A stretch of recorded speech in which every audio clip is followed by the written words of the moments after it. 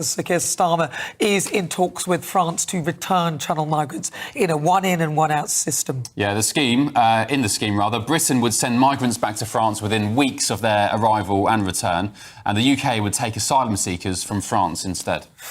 Oh, I don't know why they just don't turn the boat back and then we can do it from there. But joining us now, human rights lawyer David Haigh. David, this sounds like a reasonable proposition, although I would have the return done sooner. So instead of them getting on an RNLI boat that takes them to the UK, I would just take them to France and then we could do the swap that way. But talk to me about the idea and whether it's against someone's human rights or not. Hi, good morning to you both. At the outset, I think it's absurd and unworkable. We can't even deal with the migrants coming one way in a cost-efficient and time-efficient manner. So what they're now suggesting is that if we go through the process and a potential asylum seeker gets on a boat in France, comes across the channel, isn't stopped by the French authorities, which of course we're potentially paying them to do, still comes into the UK, somehow, miraculously, we're then going to process them in 4 weeks and send them to France, at which point France will send one of their genuine asylum claimants, they say, to us, which we will then carry on the application with. Or like I said, we can't even manage one way, let alone here, back and back again. And I just don't think it's workable. And I think, the only people that will be happy this morning are the people smugglers that will be laughing at us. Well, what about, instead of them actually arriving in UK shores, just to send them back to France and then do it that way? So they get on boats anyway, they quite safely get on boats, and then the RNLI or whoever it is pick them up, and then they take them, the RNLI then turn their boat back and bring them to the UK. Why can't they just, if we are going to go along with this, which I actually think is ludicrous, why can't they just carry on and put them on the boat and then carry on and send them back to France and do the exchange that way? Why do we have to process them? Well, I think the reason for that will be the current legal and human rights laws that we have. So that will be the things preventing that happening. Now, but why can't they just be turned back and they'd be processed in France? Why do we have to process them here? Why do they have to get here? Why can't we? Well, I think what they're trying to avoid a shenanigans effectively in the middle of the channel. And I think that, like I said, it's just an absurd scheme. I think now I heard Mark White earlier, and if all of the people that come across the channel are sent back, which of course France would never agree to. But if that was the case, then you could potentially work. I think it's very difficult if you're trying to process people in the middle of a channel on a boat. I don't think that will. It simply won't pass current. I don't mean processing them on a boat. I'm saying that when the boat gets there, you then send them back to France, where they'll be processed, and in the meantime, we take the same number that got on the boat. I don't want that, but if we're going to do it. If you did that, you would literally stop the smugglers model immediately. It would be over. Yeah, as long as there was some form of processing of their whatever claim it may be under this new law, once they come to the shores, there's no reason for that to take years or even 4 weeks. It can be done very quickly, and then they could be sent back essentially from the port once that paperwork is done. That could take a day, few days if we get our act together. So that's possible, and that's possible under existing human rights laws. The thing that stops it effectively is the fact that we don't have the administration capabilities. We've shown we have asylum cases in this year that are still 10 years on and not resolved. That's absurd as well. OK, David Haigh, thank you very much. Appreciate your company. Human rights lawyer. We'll catch up very soon.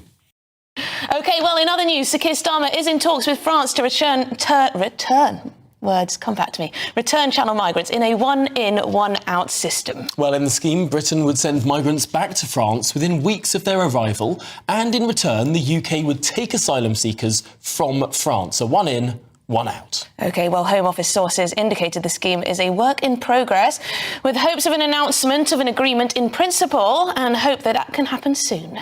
Well, let's get more on this now with the immigration lawyer Harjap Singh Bangal. Harjap, I suppose there is a principle here that might be quite hard for a lot of people to sort of internalise and understand. How does this get numbers down if for every one person we send back, we get another person coming forward?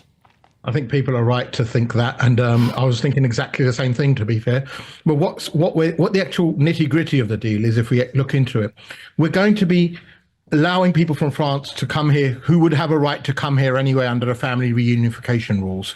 So that's family members of people already being granted residency here or asylum seekers here. But in return for that, we'll be sending the people crossing the channel back. So it's more of a case of something better than nothing. It's a hope that it will deter the gangs from sending people here, because people might have in the back of their minds, well, I could be sent to France immediately as soon as I land because of this deal. It technically won't really get numbers. It might get numbers down in the fact that we might have had people crossing the channel anyway, and we would have had to take the reunification people anyway in that aspect. But if we're looking at, will it deter channel crossings? Until this deal comes in, we're not really going to know. Is it going to act as a deterrent? We don't know. What's to prevent people from, as soon as they get to France, trying again, coming back again? Is it going to stop the gangs? It's reaching, I would say, initially here. And until we actually see it in action, we won't know. Are gangs going to be deterred from it? If people are not deterred by the fear of drowning or boat capsizing or dying at sea, then is this really going to deter people? That's the premise it's going to work. Deterrent schemes don't really work. We've seen that before. It's tricky as well to sell to the public, because I would guess that a lot of people don't want one in, regardless of whether there's one out, if you see what I mean, Harjap. Yeah, well, this is what Smash the Gangs was about, isn't it? It's about stopping people coming in illegally per se, not in a barter deal. I suppose the way Keir Starmer's going around it, he's thinking, well, hold on, I'm going to try and grab everything I can in order to see if it works. That includes deals with the EU, throwing money into task forces, trying to patrol the beaches. So he's got to do something, because this is a thorn in Labour's side, because the optics look totally bad on it. Well, if it is tightly implemented, I can see this actually having a huge impact. Because if you're going to get on a boat and you know that you will be sent back to France, even you don't mind if someone else is going to be sent across to the UK. You're caring about yourself. The reason you get in a boat is you want to come to the UK. And if we're saying everyone in that boat is going back to France, oh, fine, we'll take some people elsewhere to come to the UK. I mean, suddenly the boats dry up, I suppose, is the logic, because people in those boats know they're not coming to the UK. I suppose the devil is in the detail, though, because we don't yet have commitments that 100% of the people in the boats will be sent back to France. I can see this 100% working if 100% of those people were immediately returned to France. But that doesn't look like it's the precise detail of the deal. Yeah, I think you're right there. I think what happens is, if suddenly, say within the next 2 months, every single person who crossed the channel was sent back, that might send something out, to a message to the gangs, and people will think twice as opposed to it. But it would have to be every single person. If it's 50%, people would still take them odds. They're probably the best odds they've had. They took worse odds when crossing other borders elsewhere in other countries, and fleeing their homes from war-torn countries. And also, let's be honest, some people want to cross illegally for a reason. For example, they want to be involved in the black economy. They want to live in Britain illegally. Not everyone crossing the channel wants to even get asylum in this country necessarily on those terms. And of course, there are other ways of getting here illegally anyway. Well, yeah, before the small boats were highlighted, the traditional route was through the lorries.